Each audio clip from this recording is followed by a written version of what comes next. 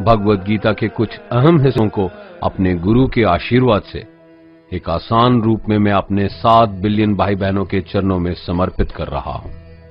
ये ज्ञान परमात्मा ने भगवान कृष्ण के द्वारा सबसे बड़े धर्म युद्ध महाभारत की रणभूमि कुरुक्षेत्र में अर्जुन को कुछ 5000 साल पहले दिया। ये वो वक्त था जब धर्म का बार बार उल्लंघन हुआ, परमात्मा का डर मनुष्य से निकल गया।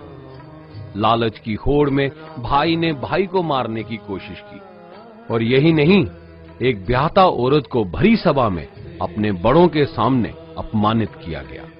इससे पहले कि मनुष्य जाति धर्म युग से निकलकर पूर्ण रूप से कलयुग में जाती, युद्ध की रणभूमि में युद्ध से कुछ पहले परमात्मा ने गीता भगवान कृष्ण के द्वारा मनुष्य जाति के कल्याण के लिए दी।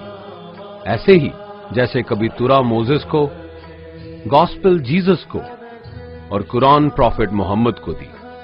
गीता, बाइबल, कुरान, तुरा, गुरु ग्रंथ साहिब परमात्मा द्वारा दी गई किताबें हैं, जो किसी एक धर्म के लिए नहीं बल्कि पूरी मनुष्य जाति के लिए है, पूरी इंसानियत के लिए है, सब आत्माओं के लिए है, क्योंकि ये आत्मा को परमात्मा के बारे में, उसकी सृष्टि के बारे में और सबसे अहम ये उन कायदों के बारे में समझाती है जिनका आत्मा को मनुष्य के रूप में हर हाल में पालन करना होगा, रक्षा करनी होगी। और इन्हीं कायदों की बुनियाद पे एक आत्मा को शरीर त्यागने के बाद परखा जाएगा, और इस परीक्षा से पास होने पे हमेशा के लिए इस जन्म और मृत्यु से मुक्ति मिलेगी। परमात्मा भगवद गीता में कहते हैं कि मैं ही सबकी शुरुआत हूं, मैं शुरू से भी पहले था और सब खत्म होने के बाद भी रहूंगा। सब मुझ में है और मैं सब में हूं। जो भी तुम छू सकते हो, देख सकते हो, चख सकते हो या सुन सकते हो, वो सब मैं हूं। ये नदियां, पहाड़, सूरज, ग्रहण, चांद, सितारे सब मैंने बनाए हैं। मैंने ही भगवान, शैतान, राक्षस और इंसान बनाए। मैं सर्वव्यापी हूं, सब में रहता हूं, सब में मैं हूं, मैं ही हूं। मैं ही ब्रह्मा बन के सब बनाता हूं और रुद्रा बन के सब नष्ट कर देता हूं। मैं ये सृष्टि यूं ही बनाता और तोड़ता रहूंगा ताकि आत्माओं को मौके मिल सके इस जन्म और मृत्यु से एक दिन मोक्ष पाने को, हमेशा के लिए परमात्मा के साथ रहने को। भगवद गीता कहती है कि इस सबसे बड़ी परीक्षा के लिए परमात्मा ने प्रकृति का निर्माण 5 तत्व हवा, अग्नि, जल, पृथ्वी और ईथर से किया, जिन्हें हम छू के, चख के, सूंघ के, देख के समझ सकते हैं, पर खुद परमात्मा इन 5 इंद्रियों की समझ से बाहर है। उन्हें आत्मा इन इंद्रियों से नहीं जान सकती। आत्मा 5 इंद्रियों के साथ वैसे ही है जैसे एक लोहे का रोबोट जिसे अपने बनाने वाले का कोई पता नहीं। अर्जुन को भी परमात्मा का विराट रूप देखने के लिए भगवान कृष्ण ने दिव्य नेत्र दिए। भगवद गीता समझाती है कि आत्मा अजन्मी है, इसे कोई मार नहीं सकता, कोई जला नहीं सकता, डुबा नहीं सकता, काट नहीं सकता। लेकिन आत्मा को परमात्मा के साथ हमेशा रहने के लिए ये परीक्षा रूपी जीवन में बैठना ही पड़ेगा। इस परीक्षा के लिए परमात्मा से बिछुड़ के आत्मा को पृथ्वी पे किसी न किसी रूप में जन्म लेना पड़ता है, और 88 करोड़ जोनियों को जीने और भोगने के बाद एक आत्मा को मनुष्य का शरीर और दिमाग मिलता है, इस सबसे बड़ी मर्यादाओं की परीक्षा में बैठने के लिए। हर मनुष्य को इस पूरी परीक्षा के दौरान तरह तरह की अच्छी और बुरी भावनाओं के चक्रव्यूह में अपने ही भाई बहन या मित्रों के साथ डाला जाता है, जिसमें हर आत्मा को अपने अंदर के तामसिक और राजसिक अवगुणों से निकल के सात्विक जीवन में प्रवेश करने के मौके मिलते हैं। हमारे तामसिक गुण वो हैं जो हमारे अंदर हीन भावना पैदा करके हमें खुद को उदास और नुकसान पहुंचाते हैं, और हमारे राजसिक गुण हमें ईर्ष्यालु और लोभी बना के दूसरों के प्रति नुकसान पहुंचा सकते हैं। इस परीक्षा के दौरान हर आत्मा को तामसिक और राजसिक गुणों को खत्म करके अपने सात्विक गुणों से परिचित होना पड़ेगा। सात्विक गुण वो हैं जो आत्मा को अपने आसपास की हर चीज से जोड़े और उन्हें प्यार करना सिखाते हैं। परीक्षा के दौरान हर आत्मा को जीवन के चारों स्तंभ धर्म, अर्थ, काम और मोक्ष का ज्ञान पाके ही मुक्ति मिलती है। यही वो द्वार है जिन्हें समझ के ही आत्मा परमात्मा को समझ सकती है। पहला द्वार धर्म का है और शेर इसका प्रतीक है।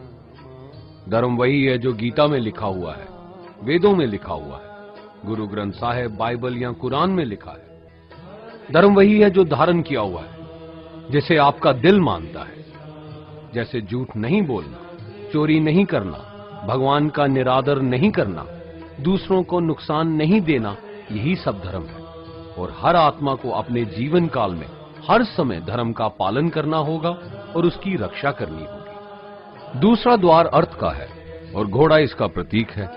हर आत्मा अपने हर जीवन काल में अपने पृथ्वी पे होने का अर्थ या मूल कारण समझेगी। इस जिंदगी में भोगने वाली चीजें और रिश्तों का आनंद लेगी। अच्छा बेटा या अच्छी बेटी, अच्छा भाई या अच्छी बहन, अच्छा पति या अच्छी पत्नी बनके हर दुनियावी रिश्ते पर खरी उतरेगी और इस परीक्षा को पास करेगी। तीसरा द्वार काम का है।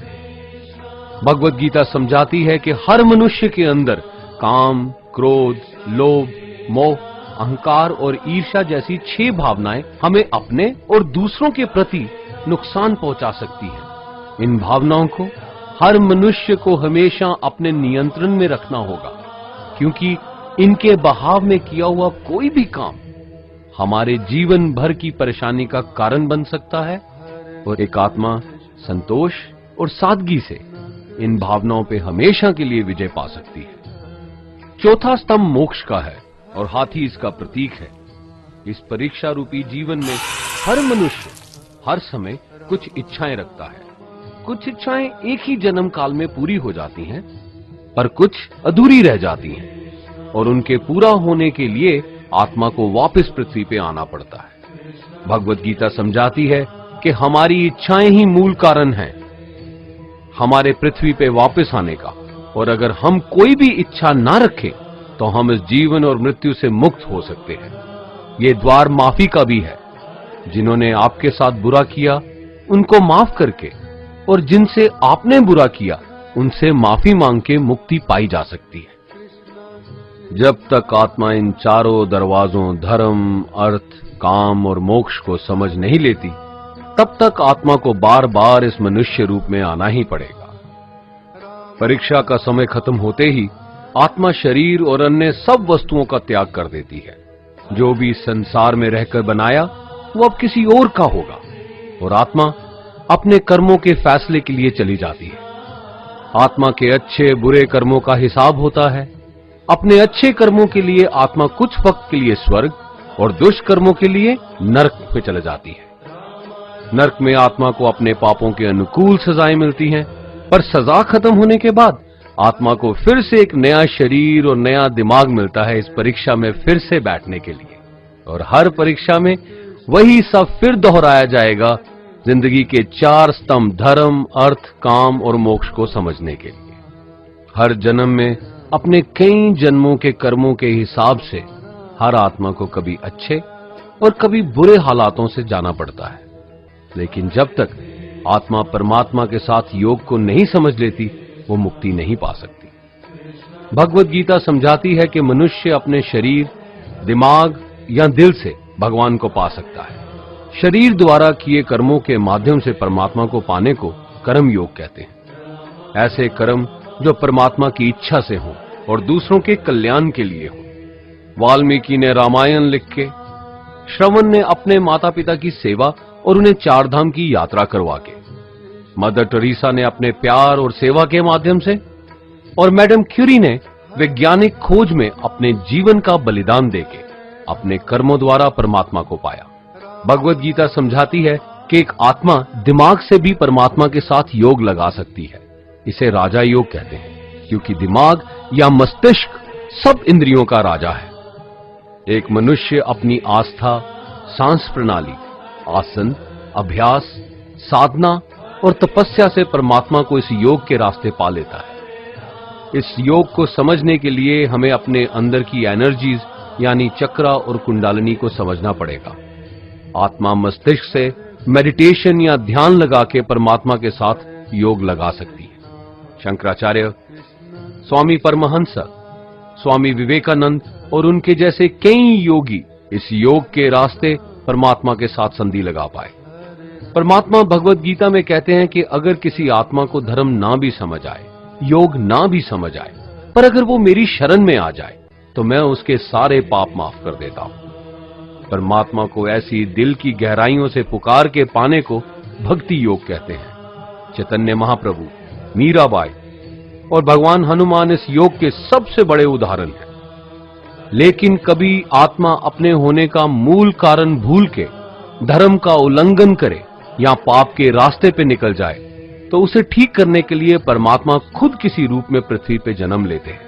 आइए श्री भगवत गीता, गुरु ग्रंथ साहिब, तुरा, बाइबल, कुरान या ऐसी किसी भी दीनी किताब को पूरा पढ़ के इस जिंदगी के असली मायने समझें और परमात्मा के साथ योग लगाएं। अगर आपने इसे पसंद किया तो इसे औरों को बांटिए ताकि सब आत्माएं अपने यहां होने का मूल रूप समझ सकें और इस जन्म और मृत्यु से मुक्ति पाके हमेशा परमात्मा के साथ रह सकें। धन्यवाद।